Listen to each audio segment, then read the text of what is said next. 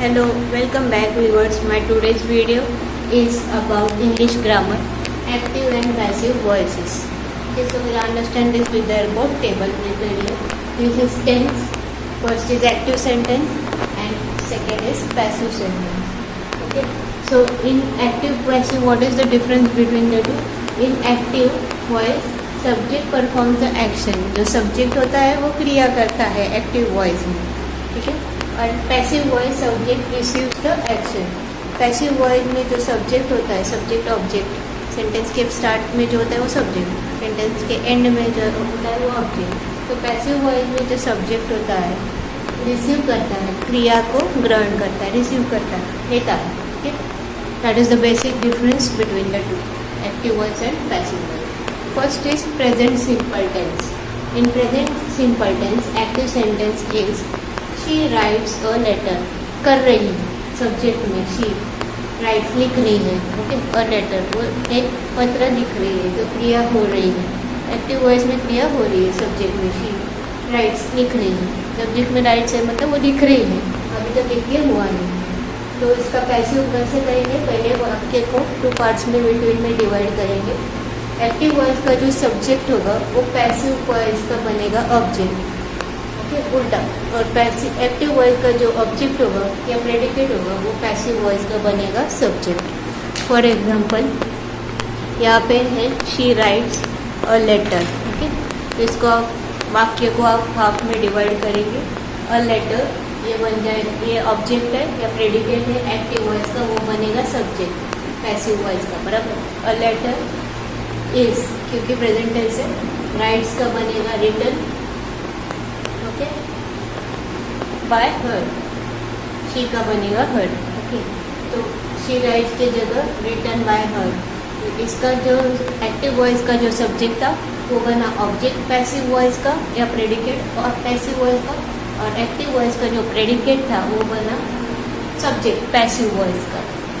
Okay, और यहाँ पे प्रेजेंट टेंस है, इसके लिए रिटन आएगा बाय, शी का आएगा हर, शी बन जाएगा हर. पास्ट सिंपल, पास्ट टेंस में सिंपल है. ही क्लीन द रूम, क्रिया हो चुकी है, क्लीन कर चुका है सब्जेक्ट में. Okay, he clean the room यहाँ पे हो चुकी है क्योंकि ये पास्ट टेंस है. तो फिर से वाक्य को बीच में डिवाइड करेंगे. द रूम, इसका जो प्रेडिकेट है एक्टिव का, द रूम ये प्रेडिकेट है एक्टिव का, ये बनेगा सब्जेक्ट पैसिव का. द रूम पास्ट टेंस है तो क्या आएगा? वॉज. क्लीन वैसे ही रहेगा. क्लीन कहाँ पे है? सब्जेक्ट में है एक्टिव वॉइस का, वो बनेगा ऑब्जेक्ट में जाएगा. क्लीन बाय, ही का बनेगा ही. ओके, प्रेडिकेट बनेगा एक्टिव वॉइस का जो सब्जेक्ट है. ओके, और एक्टिव वॉइस का जो प्रेडिकेट है वो पैसिव वॉइस का बनेगा सब्जेक्ट. और टेंस के हिसाब से ईजियर वॉइस लगाएंगे, अकॉर्डिंगली चेंजेस होगा. Next future simple. Future tense में सिंपल है तो एक्टिव वॉइस में they will complete the task, पूरा करने वाले हैं कार्य को. विल, फ्यूचर में क्या यूज होता है? विल. ठीक है, फिर से वाक्य को बीच में डिवाइड करेंगे. आगे सब्जेक्ट प्रेडिकेट करेंगे. तो इसका जो प्रेडिकेट है एक्टिव का क्या है? द टास्क, वो बनेगा ऑब्जेक्ट पैसिव वॉइस का. Okay, the task. फिर एक्टिव वॉइस का सब्जेक्ट क्या है? दे विल कंप्लीट. तो यहाँ पे आएगा विल, क्या आगे क्या आएगा? बी, क्योंकि डी लगा है, completed. Okay, by then. They का क्या होगा? देन. ओके, प्रेजेंट कंटिन्यूस, क्रिया हो रही है. They are painting the wall. Are. Okay, ये वाक्य है तो कैसे डिवाइड करेंगे? They are painting the wall. The wall इसका क्या है? प्रेडिकेट एक्टिव का, वो बन जाएगा सब्जेक्ट पैसिव का. द वॉल, आर की जगह क्या होगा? इज. इज प्रेजेंट टेंस है. बीइंग, एक दीवार है, इसके लिए इज. ज़्यादा दीवारें होती तो are, plural singular. Okay, is being add करेंगे. पेंटिंग का बन जाएगा पेंटेड बाय, दे का बन जाएगा them. Okay, last past perfect. She had finished the work. Same, she had finished. What is this? Subject. So that will become object or predicate of active.